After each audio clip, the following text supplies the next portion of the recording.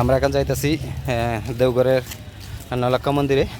তো দেখো আয়া পড়ছি, সবাই এই ব্লগটা দেখবে, এটা অনেক খুব সুন্দর। এই যে নৌলাখা মন্দিরটা আমরা দেখছি, এটা তৈরি করা হয়েছিল 1963 সালে।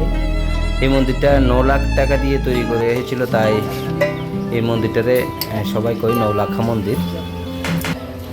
এই মন্দিরটা তৈরি করেছিলেন শ্রীমন্ত চারুশীলা দেবী।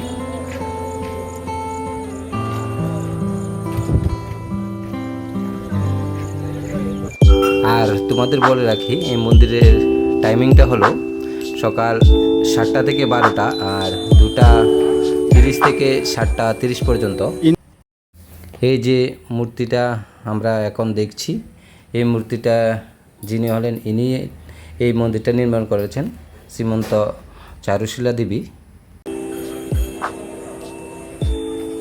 অপূর্ব দেখতে, দেখো মন্দিরটা দারুণ লুক, খুব সুন্দর লাগে।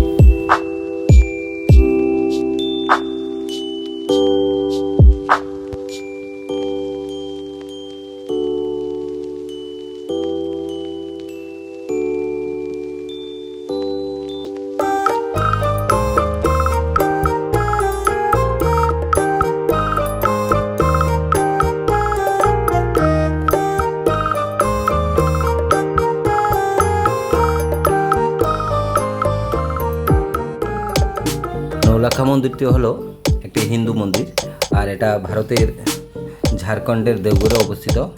মন্দিরটি দেখতে খুবই সুন্দর।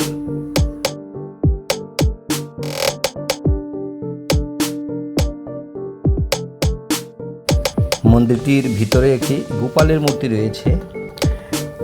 শোনা যাচ্ছিল রাধাকৃষ্ণকে উৎসর্গ করে মন্দিরটি বানানো হয়েছিল, কিন্তু আমরা রাধাকৃষ্ণের মূর্তি দেখতে পাইনি, একটা গোপালের মূর্তি দেখতে পেয়েছি ওইখানে।